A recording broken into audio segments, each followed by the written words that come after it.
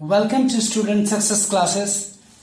आज friends formal letter जो complaint letter का एक टाइप है, राइट। यानी हम बोल सकते हैं फॉर्मल लेटर पढ़ेंगे जिसमें हम कंप्लेंट लिखते हैं, कंप्लेंट भर भर के लिखते हैं। चाहे वो आपने टीवी खरीदा हो, रेफ्रिजरेटर खरीदा हो, कोई सामान खरीदा हो, या फिर हो सकता है कोई it means big things purchase किए हो आपने, तो उस चीज में कोई खराबी आती है, कोई प्रॉब्लम आती है, डिफेक्ट आता है। रेलवे से अगर कुछ सामान आया हो, है ना, गुड्स डिलीवरी हुई हो, तो वहां पे अगर कुछ डिफेक्ट आया है, टूट फूट गया है, तो आप क्या करोगे, एक कंप्लेंट लेटर लिखोगे। Complaint letter only and only for अपने जो भी रिलेटेड ऑब्जेक्ट के रिलेटेड जो कंप्लेंट होगा वो कंप्लेंट आप लिखोगे। That is written in formal letter. Formal letter यानी ऑफिशियल लेटर कहा जा सकता है। ठीक इसके पहले मैंने फॉर्मल लेटर बताया था letter to editor. Letter to editor जो बताया था एग्जैक्टली फॉर्मेट वही रहेगा, सेंडर्स एड्रेस, इसमें कोई चीज नहीं रहेगा। जो आप अपना एड्रेस लिखोगे, यानी बोर्ड एग्जाम में आपको दिया रहेगा कि आप किस नाम से अपने आप को मानना है, आपका एड्रेस क्या है, तो वो अपना एड्रेस आप लिखोगे, ठीक है। फिर डेट, जिस दिन आप लिख रहे हो, राइट, उस दिन का डेट आपको मेंशन करना होगा। Mention the date here after living. एक लाइन तुम्हें गैप छोड़ना है, गैप। जहां जहां गैप लिख रहा हो आपको याद रखना है कि वहां पे सेंडर्स का एड्रेस लिखने के बाद, मतलब खुद का एड्रेस लिखने के बाद आपको एक लाइन छोड़ना है, फिर डेट लिखना है, फिर एक लाइन गैप रखना, राइट। यहां पे गैप देते जाना है ना। डैश इसीलिए कर रहा हूं कि कम से कम आपको पता चले कहां किसके बाद आपको गैप रखना है, ठीक है। After that receiver's name. Receiver मतलब कि जो भी है जिसको आप भेज रहे हो, ठीक है, जिसको आप भेज रहे हो उसका नेम आएगा, है ना। उसका क्या आएगा, नेम आएगा। एक्चुअल में नेम, ओरिजिनल नेम नहीं आएगा, बल्कि वो उसका ऑथोराइज्ड पर्सन या फिर ऑथोराइज्ड डेजिग्नेशन होगा। ठीक है, डेजिग्नेशन होगा, या फिर ऑथोराइज्ड पर्सन का नाम होगा, या फिर ऑथोराइज्ड डेजिग्नेशन होगा। मतलब कि उसका पोस्ट होगा, किस पोस्ट पे वो बंदा है जिसको आप भेज रहे हो ये कंप्लेंट, ठीक है ना। वो हो सकता है सेल्स ऑफिसर, है ना, कस्टमर सर्विस भी हो सकता है, फिर उसके बाद प्रोपराइटर हो सकता है, क्योंकि हम कंप्लेंट किसको लिखते हैं, जहां से हमने सामान लिया, या तो दुकान होगा, कंपनी होगा, होलसेलर है तो हम कंपनी से लिए, ठीक है, स्टॉकिस्ट से लिए। अगर हम अगर हम पर्सनल यूज करने के लिए ले, तो या तो ऑनलाइन स्टोर से लिए होंगे, या फिर हो सकता है हमने किसी शॉप से लिया हो, या तो हम किसी दुकान से लिए होंगे, ठीक है। तो हम जिसको हम भेज रहे होते हैं उसका नेम या फिर उसका पोस्ट कोई एक होगा। नेम एक्चुअल में कब होता है, जब दुकानदार का नाम पता होता है। जब दुकानदार का नाम नहीं पता है तो दुकान का नाम लिख देंगे, है ना। द स्टोर मैनेजर, फिर दुकान का एड्रेस लिख दे, सिंपल से, राइट। अगर कंपनी है तो द सेल्स एग्जीक्यूटिव नहीं बोलेंगे, द सेल्स केयर, राइट, या फिर कस्टमर केयर, है ना, द सेल्स कस्टमर केयर। तो ऐसे लिख सकते हो, ठीक है। फिर इसके बाद जिसको भेज रहे हो उसका एड्रेस नीचे लिखोगे। एड्रेस और डेजिग्नेशन में कोई इट मींस स्पेस नहीं होगा, आपको याद रखना है अच्छी तरह से। फिर यहां पे आप आओगे नीचे, सब्जेक्ट लिखने से पहले आप गैप एक लाइन का छोड़ोगे, ठीक है। फिर उसके नीचे आ जाओ, उसके नीचे आप आओगे, सब्जेक्ट लिखोगे। क्या लिखोगे, सब्जेक्ट मतलब कि जिस चीज के बारे में कंप्लेन कर रहे हो, right. Fault in the AC, fault in the computer, right, fault in the mobile, जो भी है, जो भी सामान के अंदर आपको फॉल्ट दिख रहा है वो आप यहां पे लिखोगे, सब्जेक्ट, ठीक है ना। आगे salutation,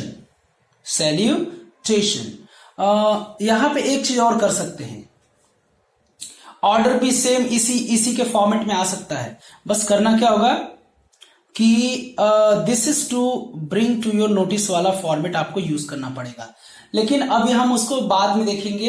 it means placing order format of letter, letter का जो फॉर्मेट है प्लेसिंग ऑर्डर करने का वो हम बाद में देख लेंगे, ठीक है, ऑर्डर लेटर, ठीक है। चलो यहाँ पे सैल्यूटेशन, यहाँ पे फिर एक लाइन छोड़ोगे, ठीक है, यहाँ पे फिर गैप छोड़ोगे एक लाइन, फिर उसके बाद सैल्यूटेशन, सैल्यूटेशन में आप क्या करो, डियर सर, डियर मैडम कर दोगे, कोई एक लिख देना आप, है ना। सैल्यूटेशन के बाद आपको जस्ट उसके नीचे से आपको लिखना चालू कर देना है, आपको यहाँ पे जगह नहीं छोड़ना है, जस्ट उसके नीचे से लिखना आपको चालू कर देना है। तो एज यू नो, जैसा कि आपको पता है कि कोई भी इट मीन्स लेटर लिखते हो तो 3 पैराग्राफ मिनिमम होते हैं। पहले पैराग्राफ, फर्स्ट पैराग्राफ इंट्रोडक्टरी होगा, इंट्रोडक्टरी पैराग्राफ होगा, ठीक है ना। फिर उसके बाद बॉडी पार्ट होती है जिसमें आप मेन जो कंटेंट है क्रिएट करते हैं, मेन जो मैसेज है, मेन जो कंप्लेंट है वो भड़ास निकालते हैं वहां पे। फिर उसके बाद थर्ड वन, तीसरा जो पैराग्राफ है वो होगा कंक्लूजन। क्या होगा? कंक्लूजन में क्या होता है कि क्या आखिरकार हम क्या कहना चाहते हैं ये सारे इश्यू होने के बाद, राइट। तो वो हम एक एक करके देखते जाएंगे। Let us start with the first paragraph. पहले पैराग्राफ को आपको रट लेना है, पूरी तरह से दिमाग में बिठा लेना है। क्या बिठा लेना है कि I would like to inform, या फिर ऐसे चालू करो या फिर ऐसे नहीं चालू करो, तो I would like to do, I would like to draw your attention to, और सब्जेक्ट यहां पे लिख देना, जो भी प्रॉब्लम, जो भी कंप्लेंट है ना।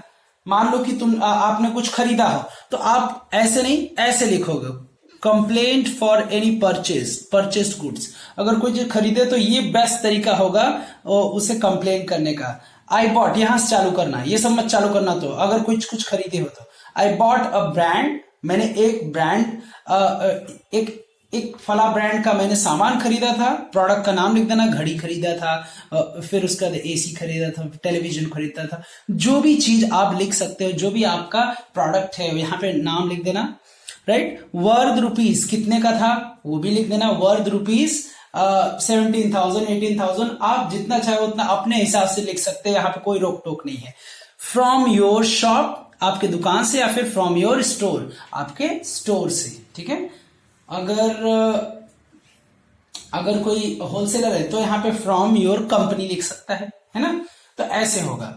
फिर उसके बाद ये 2 और तरीके हैं, राइट, ये 2 और तरीके हैं जिसको आप क्या कर सकते हो, इस्तेमाल कर सकते हैं। लेकिन परचेस के लिए ओनली एंड ओनली स्टार्टिंग यहां से करोगे, यहां से यहां तक करना है। ये इतना करने के बाद, राइट, आपको यहां पे सीधे प्रॉब्लम, आप ऐसे डायरेक्ट भी बता सकते हो चाहो तो। इसका मतलब कि आप पहला तरीका ये यूज कर सकते हो, खरीदे हो कोई चीज, अगर कोई फॉल्ट है तो, और दूसरा ऐसे भी चालू कर सकते हो, I would like to draw your attention to, जो भी प्रॉब्लम है, जो भी सब्जेक्ट तुमने प्रॉब्लम का रखा है, जो भी कंप्लेंट है तुम्हारा, वो यहां पे प्रॉब्लम इश्यू आप रख दोगे, ठीक है, एज इट इज। या फिर चौथा तरीका है this is to bring to your notice, है ना। This is to bring to your notice about the fault in the television, the scratch on the television, या फिर जो भी चीज है, टूटा फूटा कोई भी चीज है, या फिर टीवी बराबर स्क्रीन पे विजुअल्स नहीं दिखा रहे हैं, स्क्रीन पे लाइनिंग्स आ रही है, बराबर आवाज नहीं आ रहा है, तो वो सारी चीजें आपको यहाँ पे प्रॉब्लम में लिख देना है, जो भी कंप्लेंट है, राइट, प्रॉब्लम में आपको आ जाएगा। तो आपको चारों तरीके याद कर लेना है, किस चीज से रिलेटेड आपको पूछ रहा है। अगर सामान खरीदे हुई चीज के बारे में कंप्लेंट पूछ रहा है तो आप ऐसे चालू करोगे, यहां तक फिनिश करोगे। उसके बाद आप चाहो तो ये नहीं कर सकते हो तो यहां से चालू करो, या फिर ये नहीं कर सकते तो इसे यूज करो।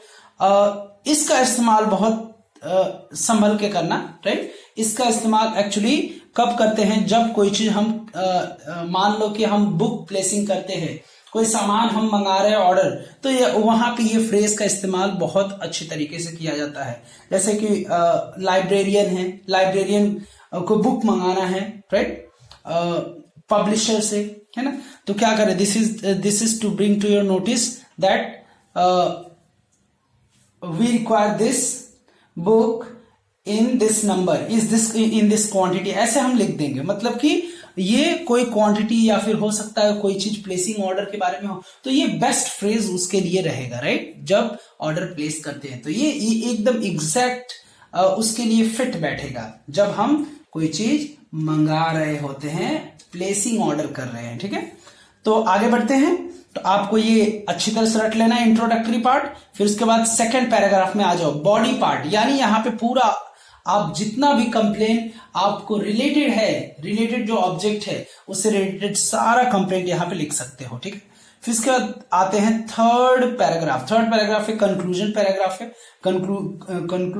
कंक्लूजन वाला पैराग्राफ है, जिसमें आपको रिक्वेस्ट करना है। यू आर रिक्वेस्टेड, आपसे रिक्वेस्ट है, आपसे गुजारिश है कि kindly look into the matter, इस मैटर को देखिए या फिर इस मैटर की इट मींस तह में जाइए, जांच पड़ताल कीजिए। मैटर, इश्यू या फिर प्रॉब्लम कोई एक लिख सकते हो इसमें से।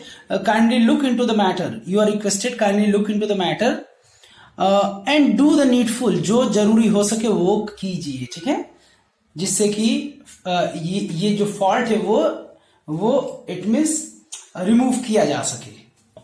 या फिर है ना, take appropriate steps against this action immediately. ये जो प्रॉब्लम्स है, ये जो डिफिकल्टी आई है, ये जो टूट फूट है, ये जो रिपेयर का काम है, रिप्लेसमेंट का काम है, उसके लिए आप अप्रोप्रिएट स्टेप्स लो जिससे कि इसका रेजोल्यूशन हो सके, इसका निपटारा हो सके, ठीक है। तो आपको लास्ट में क्या कर, third paragraph, you are requested kindly look into the matter and do the needful, और जो जरूरी हो सके वो कीजिए।